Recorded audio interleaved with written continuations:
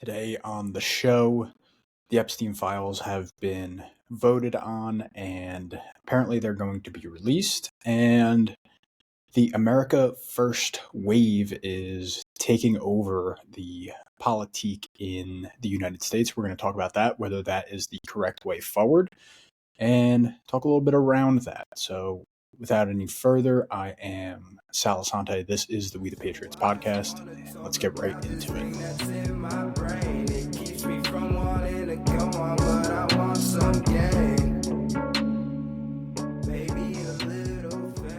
So, the Epstein files. I can't count the amount of times I've brought them up in the past few years. I am honestly tired of bringing them up, but without actually seeing anything that is real information, I'm going to continue to bring it up. I think that it's important. I think a lot of people think they're important.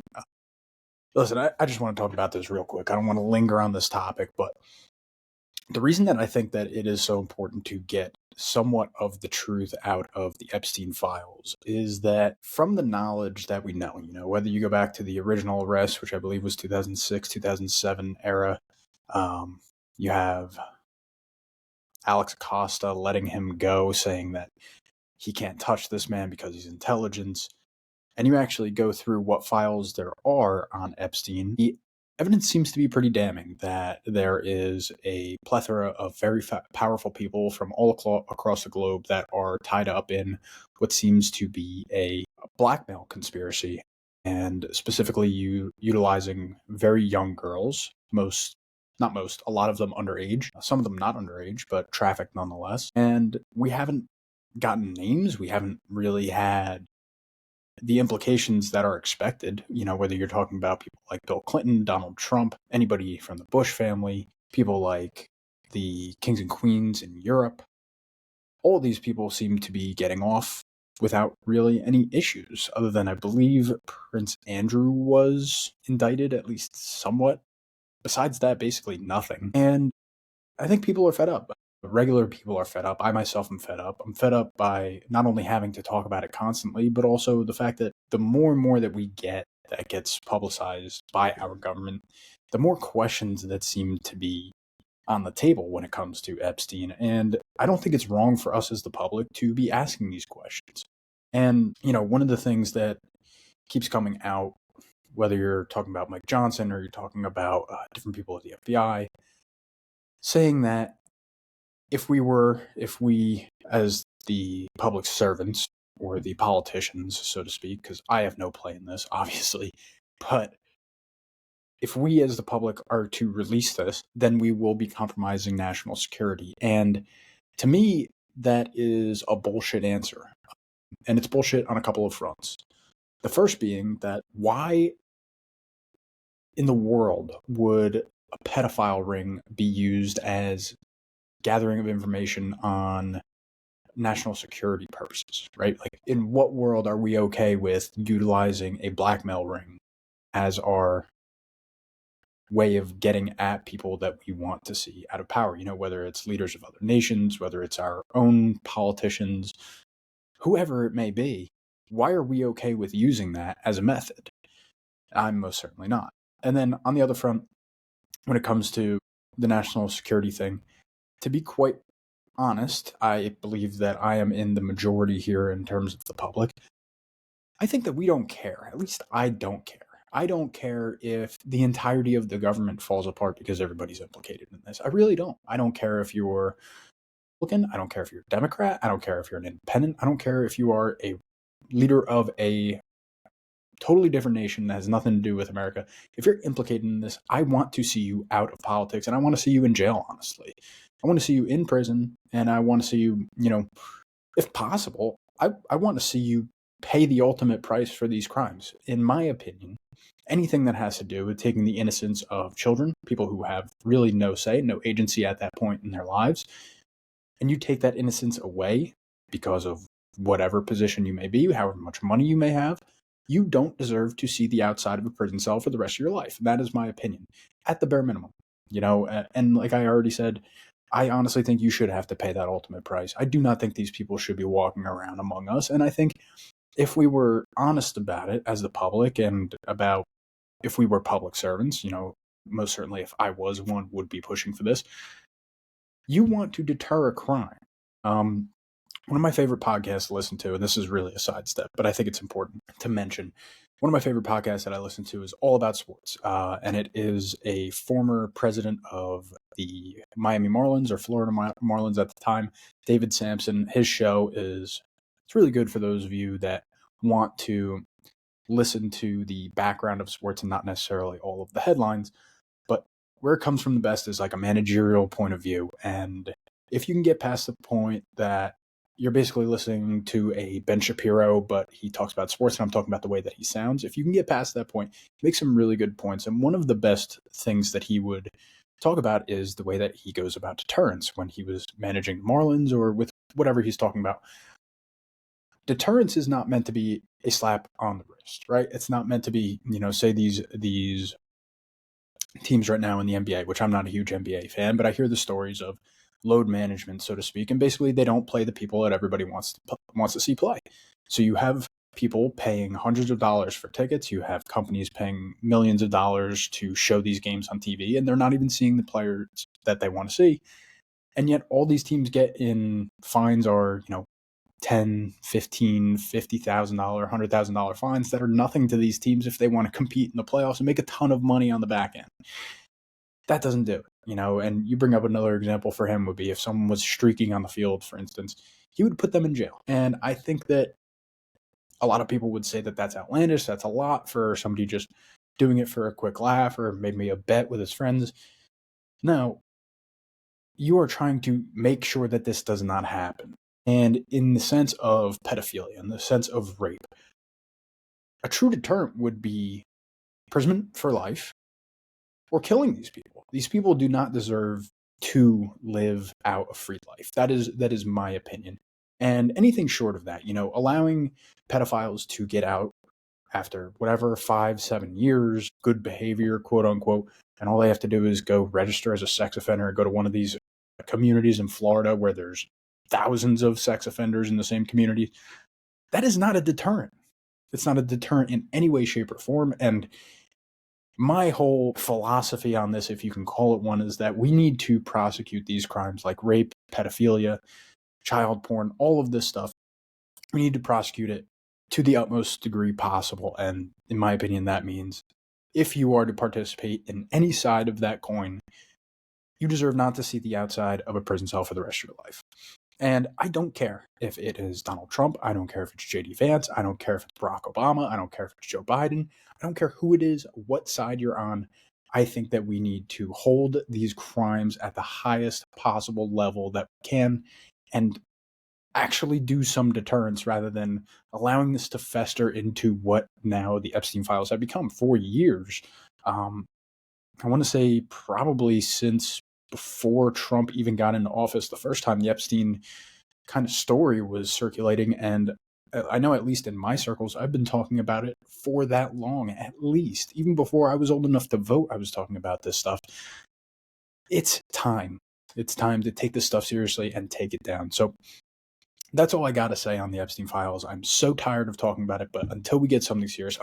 And one last point, of course, is that don't be surprised when we get all these files that just got voted in after Trump got caught in an alleged dump that he sucked off Bubba, which was Bill Clinton, and he seemingly felt pressured to actually allow this stuff through that he promised in his campaign.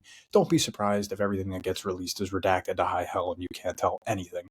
That's what's going to happen. We all know what's going to happen. It's been being dealt with for the past several years. I want to say probably back all the way till 2016, 2017, when Trump first got in.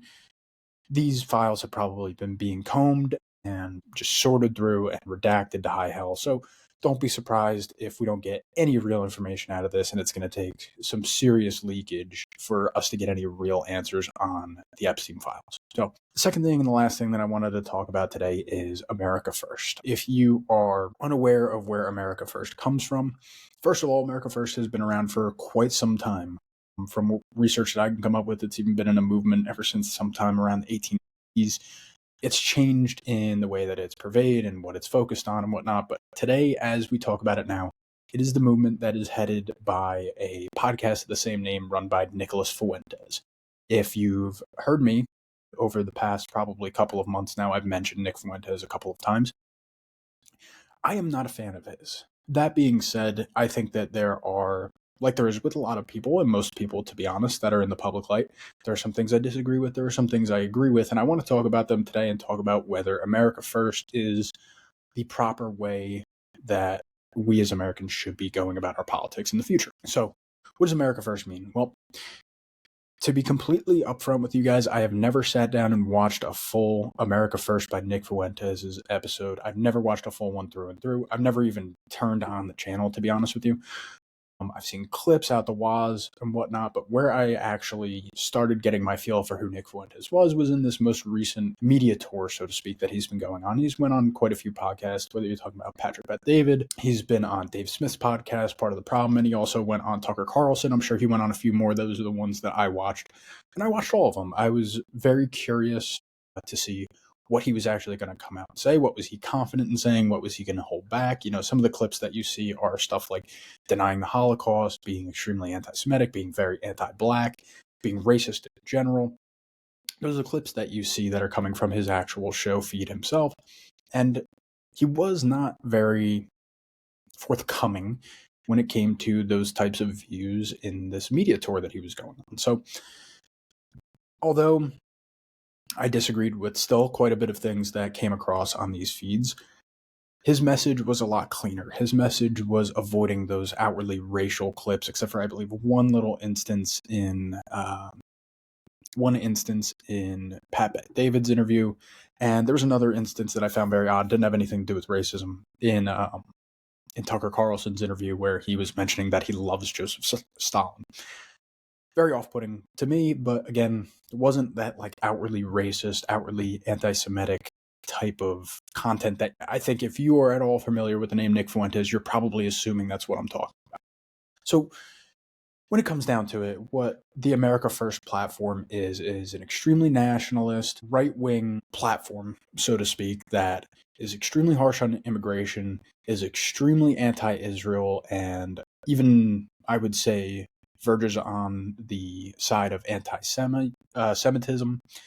It also is quite racist, views people through a lens of race, and is, in a way, Catholic, but also not Catholic in a way of like, this is my belief and I'm going to view the world through it, but more so wants to integrate the state running with Catholicism as essentially a proto-monarchy type, theocracy type of way of thinking. Now, do I think that, and I'm short selling it, there's a lot more points of view that I'm missing, and probably a lot of that has to do with the fact that I am not listening to Nick's show. I don't plan on listening to Nick's show. It doesn't really appeal to me. But with that being said, there are some things there that are to be taken, some things that I think should be argued against, you know? And so I'll start number one with the immigration thing, because it's something that I happen to agree with, and it's something that I think that a lot of Americans do take seriously, and that's the immigration debate. And that's something that I think we as Americans, and honestly around the world, need to take a lot more seriously.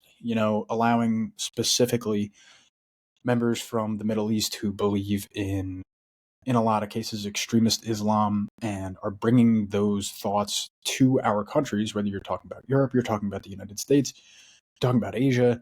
They're bringing these thoughts and, in some cases, wanting to implement things like Sharia law into the countries that they're migrating to. I think us as countries, us as sovereign nations ourselves, need to pay more attention and disqualify these people who have ideologies that are actually combative, not just different, but combative with the overall ideologies of the quote-unquote West, specifically here in America.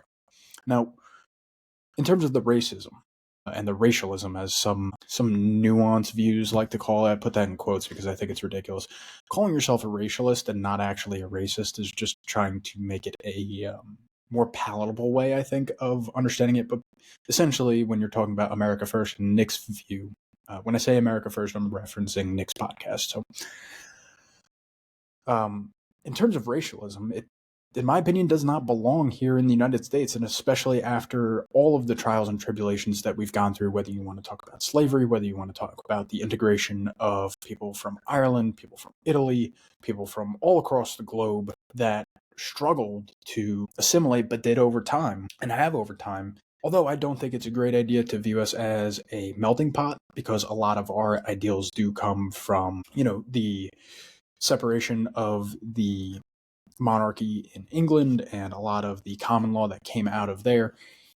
We are, in a sense, a melting pot. We are a coming together of many different cultures, many different peoples, and for that reason alone, other than the fact that we believe in individualism, the rights of people in general, whether that's the right to free speech, right to defense, the right to a free trial, any of these, you have general rights, natural rights as a human being, and you can't have those. And that is a lot of the contradiction when you look back on things like the Declaration of Independence, or you look back on the original Constitution, that there is hypocrisy that's written into that. And we've since, over time, and it's taken us quite some time as a country, but we have worked that out. And in doing so, we have created a great place here in America, I think, of mixing all types of different peoples, cultures, languages, all of this stuff in a good way.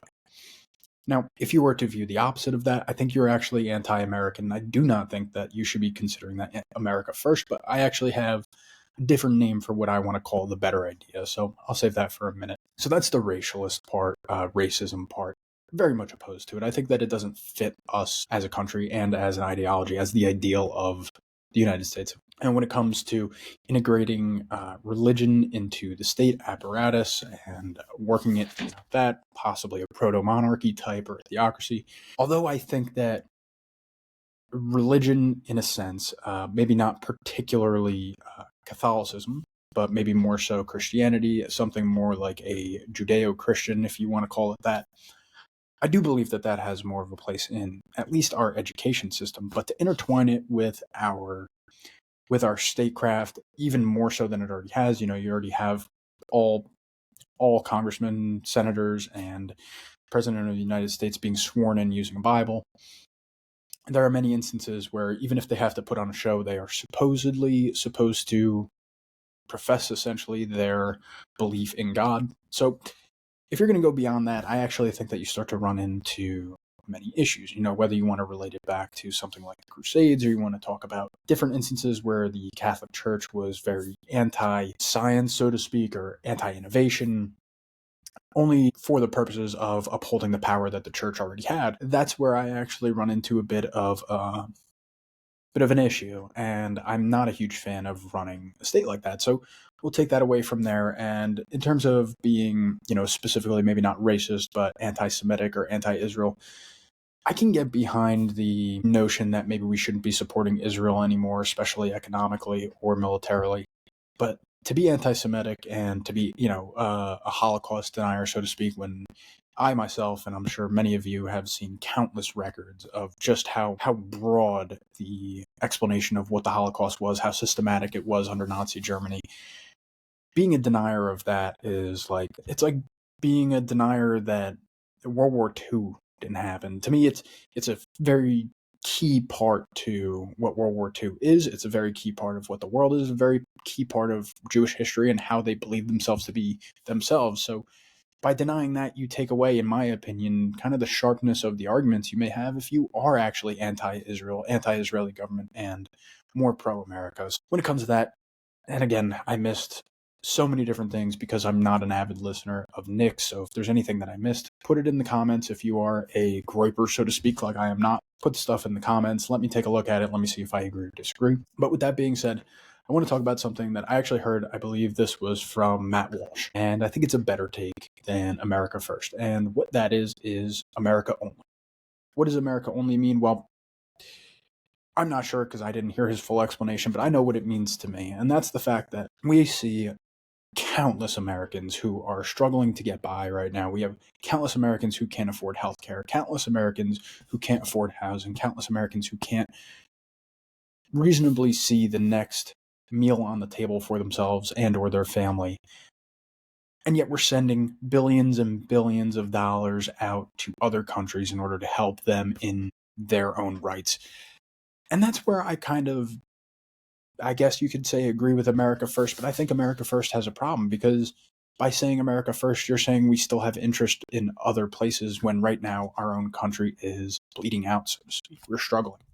So America only, to the point where I think that we have gotten ourselves way too involved in overseas wars and getting ourselves tied down in overseas politics that has nothing to do with us, and really not focusing enough on our own citizenry here in the United States. So what I'd like to see is all money, whether you're talking about U.S. aid, whether you're talking about foreign aid in general to places like Ukraine, Israel, African countries, European countries in general, or Asia, cut it off. I don't think it belongs here, not when we have our own citizenry struggling to the degree that they are. Another thing that I don't really think needs to be as sizable in the budget as it is military spending. Now, my military philosophy is not a pacifist philosophy, but the way that I like to think about it is the only reason that we should ever be involved in any military conflict is if we get punched in the face first, and then we go and we ruin their lives and make them really pay for it. Things like what I'm putting together for this 9/11 series, a lot of what I've read is that we wouldn't be going through a 9/11 attack if we hadn't been meddling to the degree that we were in the Middle East and across the world. And yet, all we have to blame, if you're to listen to the mainstream media, is some guy who lived in a cave and started a group called Al Qaeda. And I just don't think that's a fair assessment of the situation. A lot of it has to do with our meddling overseas. A lot of it has to do with the way that we want to try to overturn governments to get in people that we support in order to advance the agenda, quote unquote, of the United States and or Israel. And that's the honest truth about it. So what I can't stand anymore and what I think we need to get down is get that foreign aid out of there.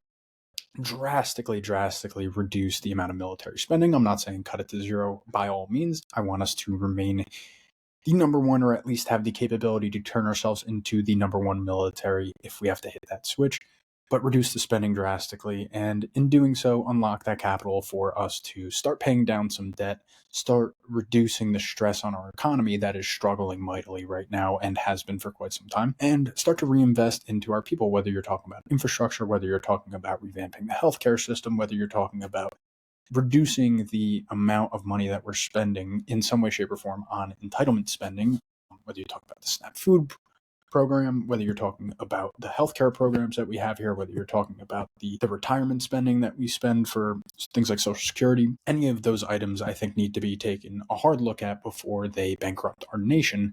And finally, one of the things that I think, if you were to be truly America only, would be limiting the immigration, in my opinion, for the foreseeable future to zero until we can get ourselves, and that's illegal or legal, until we can get ourselves to a point where we are comfortable with who we have in the country, when we know everybody that's in the country, and when we have deported the people who we feel are unsafe to the country.